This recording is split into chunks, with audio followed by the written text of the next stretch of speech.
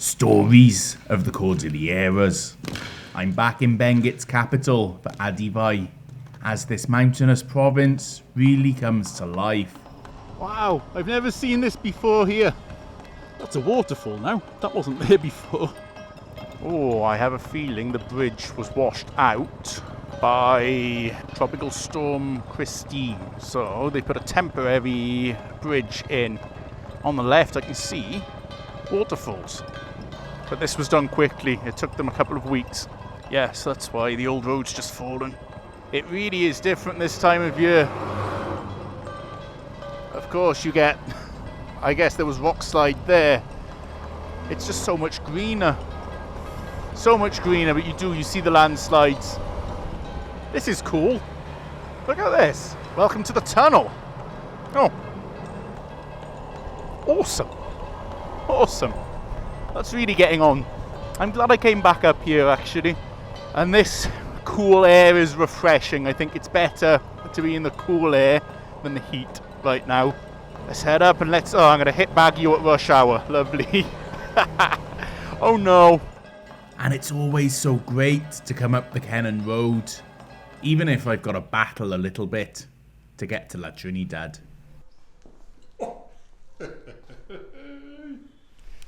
I always forget to do this part before I ruin it and make everything messy. That's nice of them. Welcome gift. I've got 3 beds to choose from here. It's a new transient house, right? Actually, it's right in what they call the swamp, in the middle where the strawberry farm is. So in La Trinidad, and this is cool. It's got like this mini pantry. Is that an air fryer? No idea how that works. I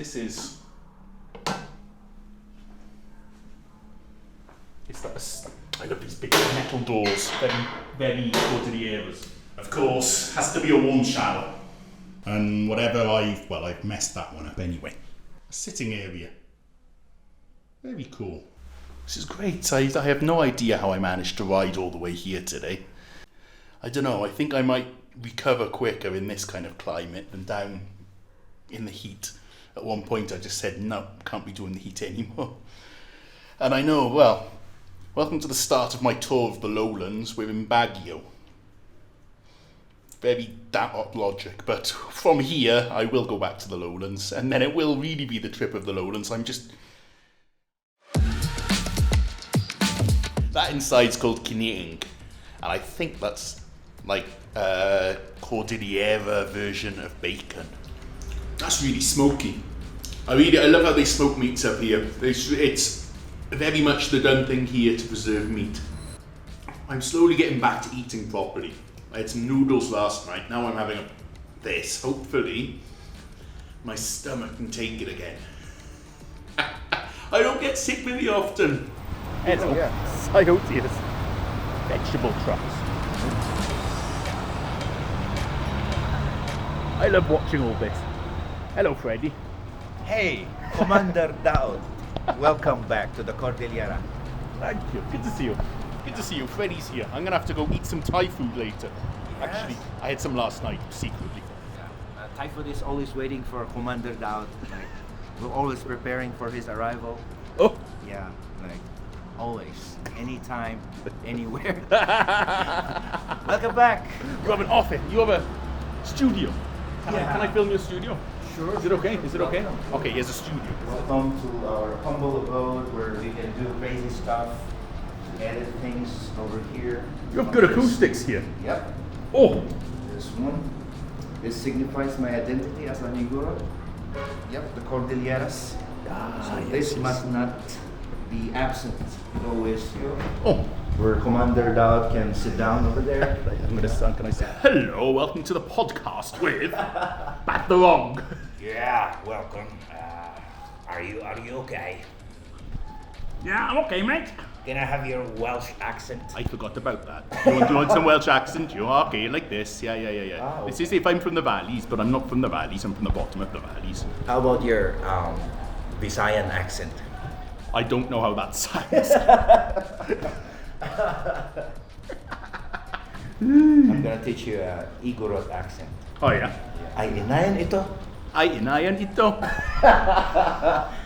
Badarong. Badarong. Yeah. Ah, That's what you badarong. say. Yeah. That's what you say to your friend when he does something stupid or bad.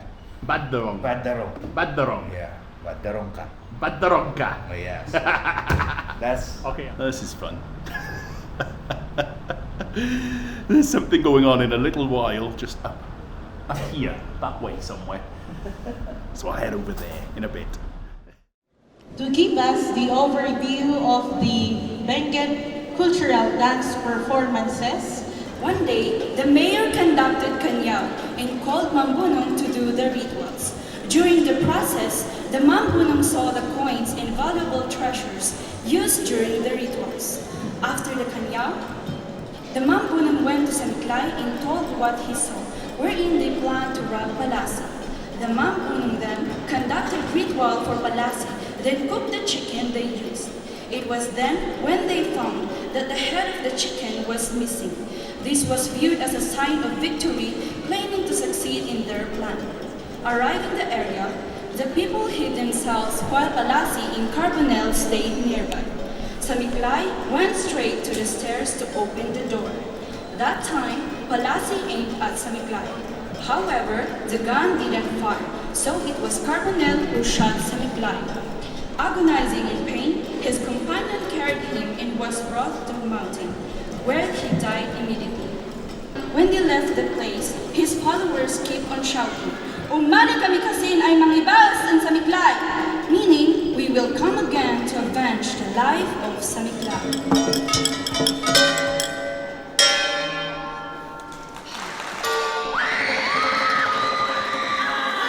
Long time ago, Nankayang was frequently ransacked by Puso from nearby places, resulting to fear among the residents and famine in the village.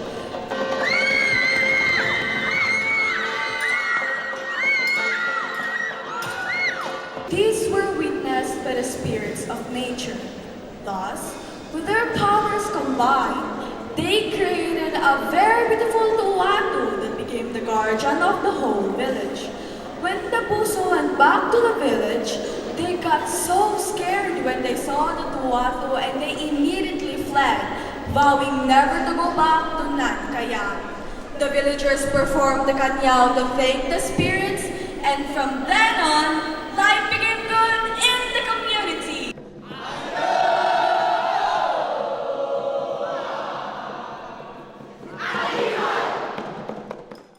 Long ago, there lived a hospitable Kabunian in the cave of Mount Kabunian.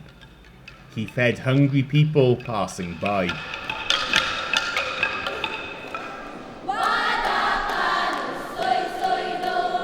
During dry season, people from Bacol go to the lowlands passing through Mount Kabunian to buy salt. Tuligan, a traveler from mountain province, passed by the cave and rested. He noticed food, so he was surprised. He ate it and decided to take away the golden plates.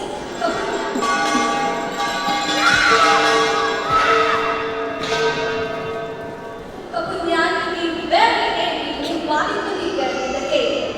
Kabunyan left Tuligan and then water started dripping from his penis. With this, passerbys learned not to take what's not yours.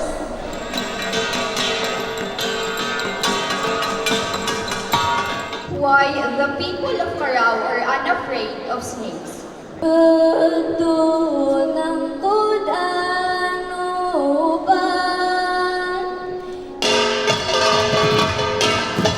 Ancient times, Mao from Carao made a pact with Angkidol, the god of lightning, ensuring his people would be safe from snakes.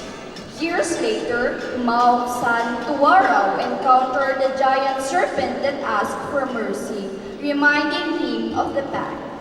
The snake invited him to Mount Apunan to receive a charm for friendship. However, Tuwarao found the snake on fire. Moved by compassion, he wept for the creature, which then survived and gifted him a protective charm. This charm is believed to be the reason the people of Carao wear brass-like ones and fearlessly coexist with snakes.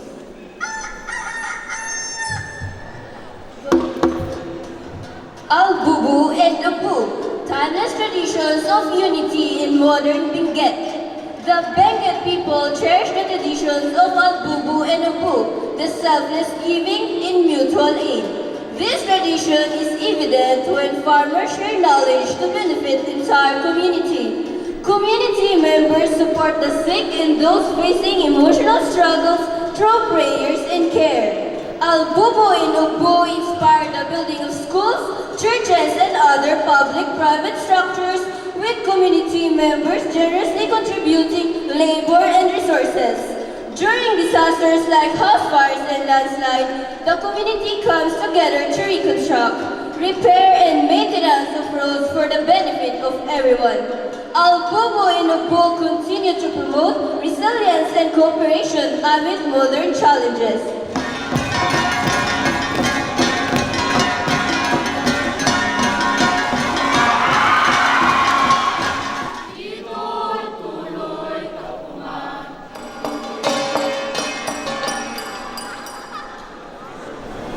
Under the Proclamation 1081, I now declare the entire Philippines under martial law.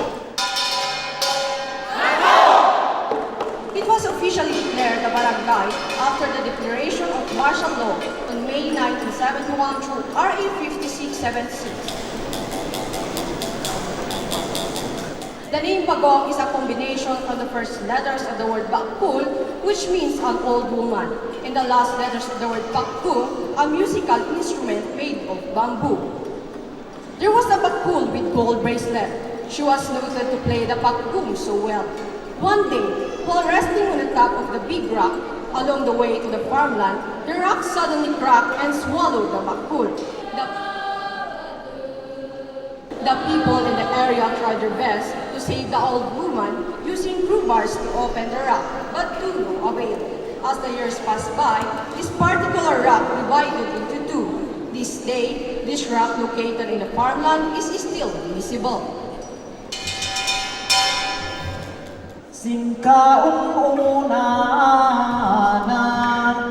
Long time ago, Adikaila created the sun and moon to serve as God of his people. One day, in the rice farming village of Kibungan, the villagers came together to help in Lumas's payo. Unexpectedly,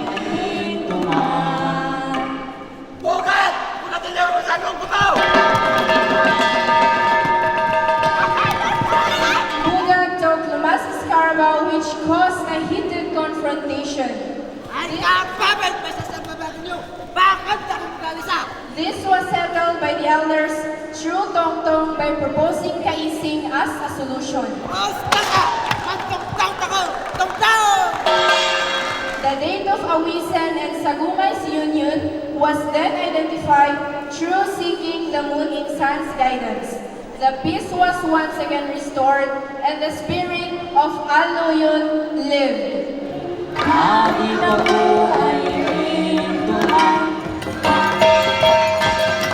A giant named Desang terrorized the people after being woken from his 100-year slumber.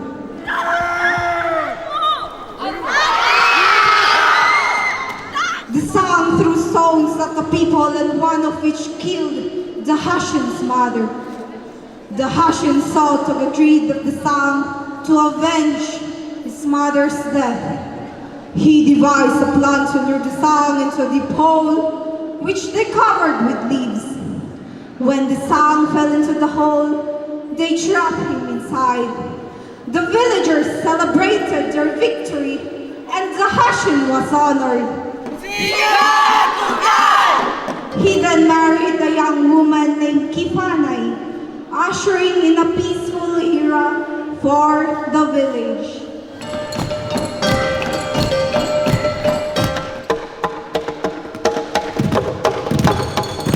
Long time ago, a farmer planted gabi in his garden.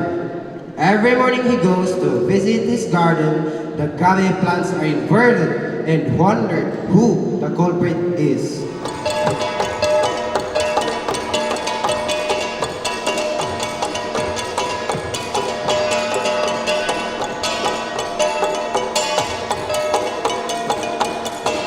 He plants by one night and found a pair of wings on his garden, owned by Talao, and kept them on the Suudan Palay storage.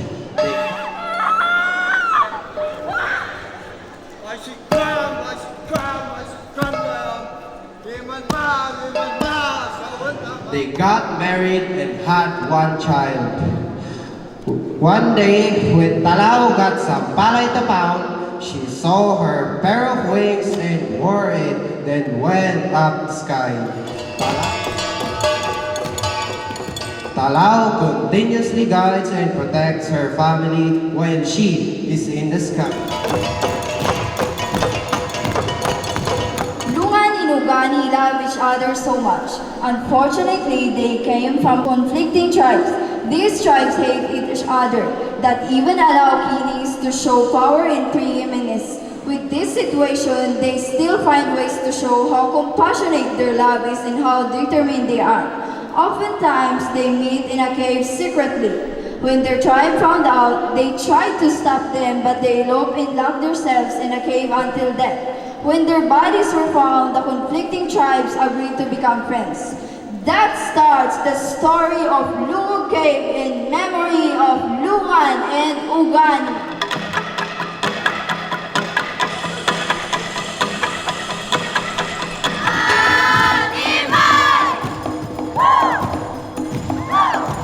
Somewhere in the mountains of Benguet, there lived an orphan named Bagda. He was so poor and was looked down upon in the community. Every time there was a kanyao in the neighborhood, when the wagwag was distributed, Bagda was given only bones with just a little flesh clinging to it. This has been going on until one day, good luck smiled sweetly at Bagda when they mysteriously found a rock of solid gold in the river. Shocked, but reflecting on his lucky day, he thought very long and hard. Many plans ran through his head.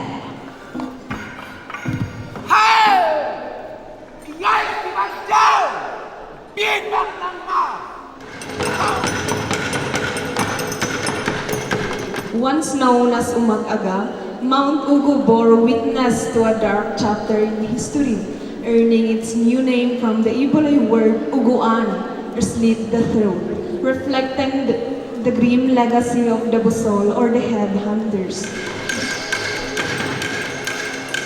Despite its violent past, the mountain now serves as a cultural beacon, drawing tourists captivated by the region's traditions. Mount Ugo stands as a testament to the beliefs of its people, intertwining past and present in a narrative of transformation. As the echoes of ancient tales linger in the mountain's embrace, visitors are invited to uncover the layers of history and heritage that define this storied peak.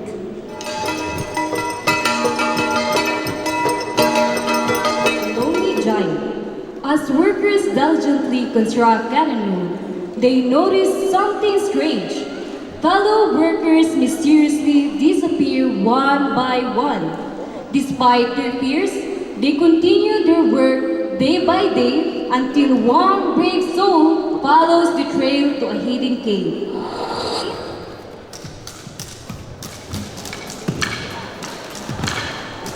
Inside, he encounters Aran, a misunderstood giant whose loud cries terrify him. Just as the workers prepare to defend themselves, they see Aran helping their fallen comrade. Realizing the giant's kind heart, they befriend him through a celebratory dance, proving that humans and giants can coexist. In the end, Aran returned to his cave, celebrating their newfound friendship.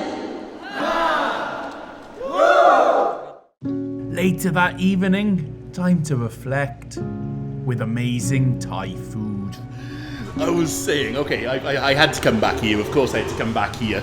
Because the food's so good, and also, it's a good example of a man who has Igorot's identity, who was overseas, yes, was in Thailand, has taken some of that, but always retains the identity. I appreciate my own culture. I learned also to appreciate their culture. And of course, part of their culture is food. That's why I took it here into our place in the Cordillera and then blended it with our culture. That's why I call it Igorot Thai. And now we have this Banderong Cafe. We serve Thai food. Open mufflers on lawnmowers. Oh no. What's going on outside? Good timing, good timing. Who puts open pipes on a 125? Who does that? Who puts an open pipe on? I don't understand.